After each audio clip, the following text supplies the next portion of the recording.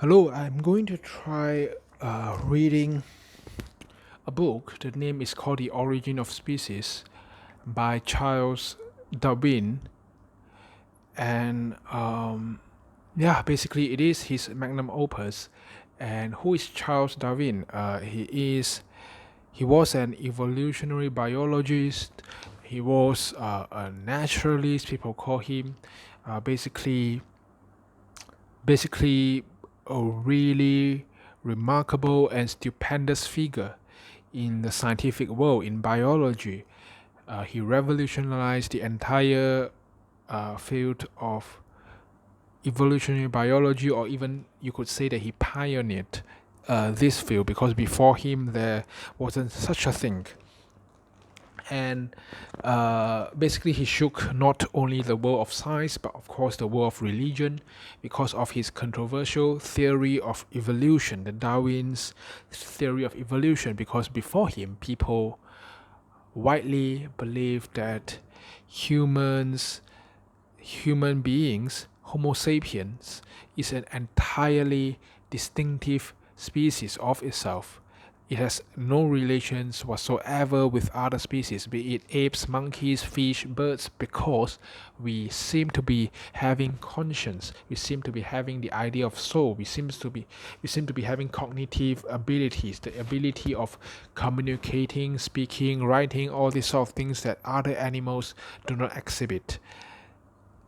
And particularly in religion, particularly in Bible, it explains that God created human, the entire school of creationism, Abe, Adam and Eve, uh, but Charles Darwin proposed a groundbreaking theory that we were descended from apes, and not only that, all of us actually have a common ancestors. When I say all of us, it means monkeys, birds, insects, lizards, reptiles, crocodiles. All of us had one common ancestors, including plants, have one common ancestors a billion years ago at the beginning of the dawn of Earth, the dawn of universe. And Darwin did this by a lot of experiments. Of course, there's no way to prove it in an intuitive way. That's why a lot of people are still very skeptical on it even until today. But generally, biology is quite underrated. People regard this biology field as inferior compared to physics, compared to mathematics, compared to technology. It is very odd. We live in a world where its zeitgeist is people taking death for granted, people disdain biology. People don't really think about basically biology is the entire thing that powers you every single day. Your brain, how do you think, whether you could be alive or not, whether you live until 80 or 120 or 200, whether you could live long or short, how do you fight disease. But very odd, today Albert Einstein still receives fame very much more than Darwin, and Newton also receives fame very much more than Darwin. Maybe because people always regard, oh, physics is the king of science, is the theory of everything. Biology is merely a derivative of physics. I don't really. I actually feel a bit melancholic for hearing that, because if you keep believing that kind of ethos, people would stop focusing and pouring resource into biology, and we wouldn't make any breakthrough in terms of curing cancer, in terms of fighting aging, gerontology, things like that. But nevertheless, let me try reading Origin Species to really truly understand uh, the big idea of Charles Darwin. Maybe it's very obvious today. We all today think that genetics is very obvious. We even quite a lot of people start really believe that yes, we came from apes. But at the beginning, I believe, just like at the beginning when Galileo or Copernicus proposed that the solar system is heliocentric, not geocentric, it was really, really remarkably groundbreaking. And I believe when Charles Darwin first proposed his theory of evolution, it was as groundbreaking as what Copernicus was proposing. So let's try to see. when we compare the individuals of the same variety or subvariety of our older cultivated plants and animals, one of the first points which strikes us is that they generally differ more from each other than they do the individuals of any one species or variety in a state of nature. And if we reflect on the vast diversity of the plants and animals which have been cultivated and which have varied during all ages under the most different climates and treatment,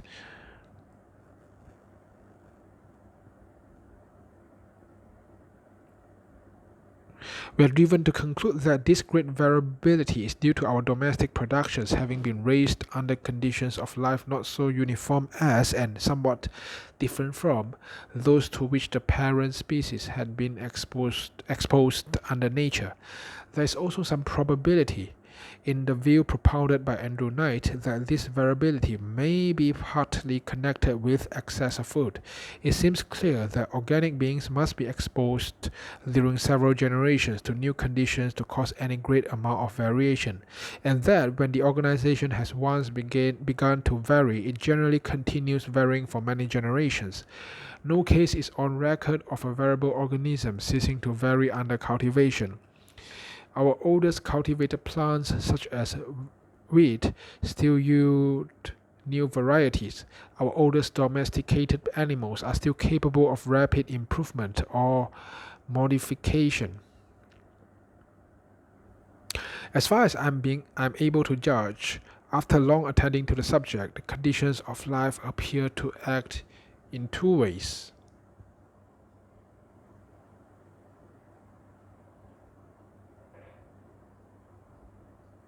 Directly on the whole organization or on certain parts alone, and indirectly by affecting the reproductive system. With respect to the direct action, we must bear in mind that in every case, as Professor Weisman has lately insisted, and as I have incidentally shown in my work on variation under domestication, there are two factors, namely the nature of the organism and the nature of conditions.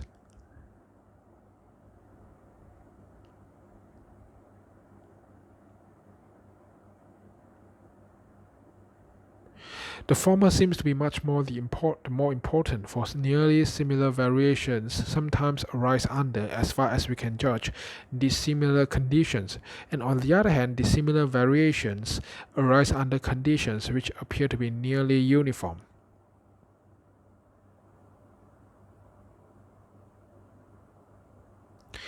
The effects on the offspring are either definite or indefinite. They may be considered as definite when all or nearly all the offspring of individuals exposed to certain conditions during several generations are modified in the same manner. It is extremely difficult to come to any conclusion in regard to the extent of the changes which have been thus definitely induced. There can, however, be little doubt about many slight changes, such as size from the amount of food, color from the nature of food,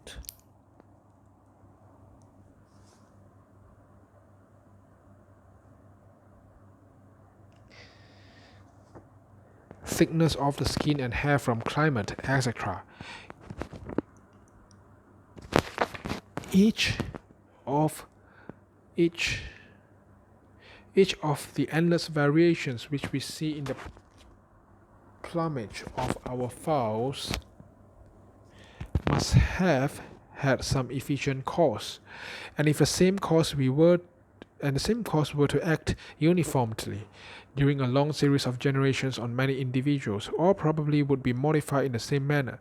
Such facts as the complex and extraordinary outgrowths which invariably follow from the insertion of a minute drop of poison by a gall-producing insect shows us what singular modifications might result in the case of plants from a chemical change in the nature of the sap. Indefinite variability is a much more common result of changed conditions.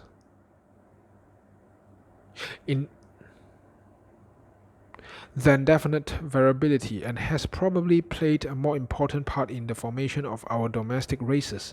We see indefinite variability in the endless slight peculiarities which distinguish the individuals. I beg your pardon, individuals of the same species, and which cannot be accounted for by inheritance from either parent or from some more remote ancestor.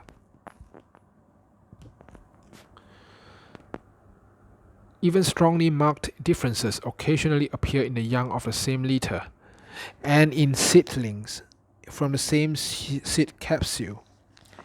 At long intervals of time, out of millions of individuals reared in the same country and fed on nearly the same food, deviations of structure so strongly pronounced as to deserve to be called monstrosities arise, but monstrosities cannot be separated by any distinct line from slighter variations.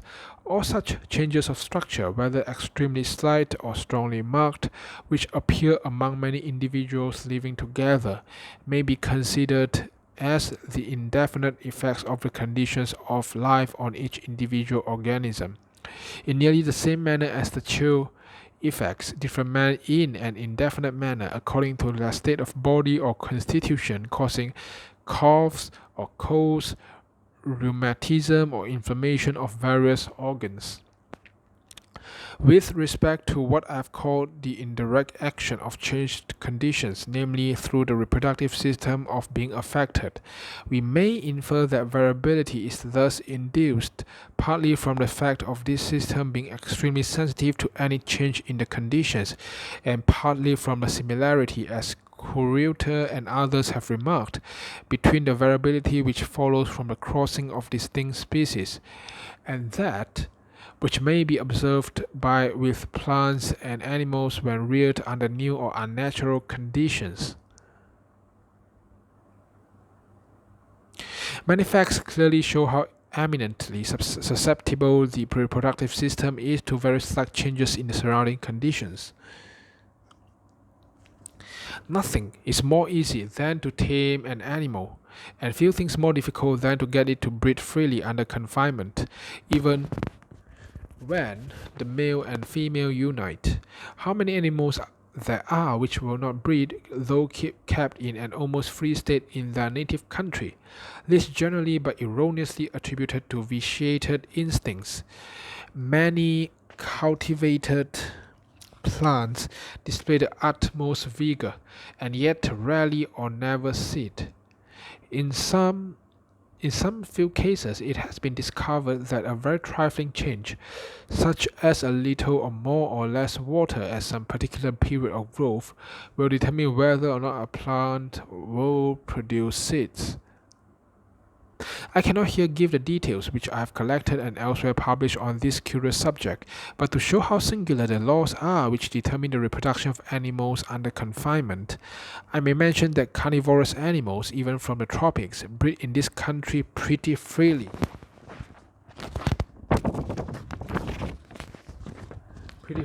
Under confinement, with the exception of the plantigrades or bear family, which seldom produce young, whereas carnivorous birds, with the rarest exception, hardly ever lay fertile eggs. Many exotic plants have pollen utterly worthless in the same condition as in the most sterile hybrids. When, on the one hand, we see domesticated animals and plants, though often weak and sickly, breeding freely under confinement, and when, on the other hand, we see individuals, though taken young from a state of nature perfectly tamed, long-lived, and healthy, of which I could give numerous instances, yet having their reproductive system so seriously affected by unperceived causes as to fail to act, we need not be surprised at this system, when it does act under confinement, acting irregularly and producing offspring somewhat unlike their parents.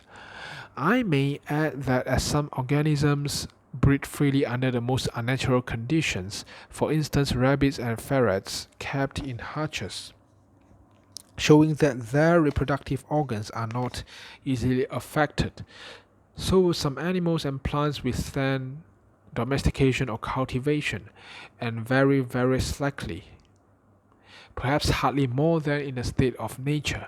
Some naturalists have maintained that all variations are connected with the act of sexual reproduction, but this is certainly an error, for I have given in another work a long list of sporting plants, as they are called by gardeners, that is, of plants which have suddenly produced a single bud with a new and sometimes a widely different character from that of the other buds on the same plant.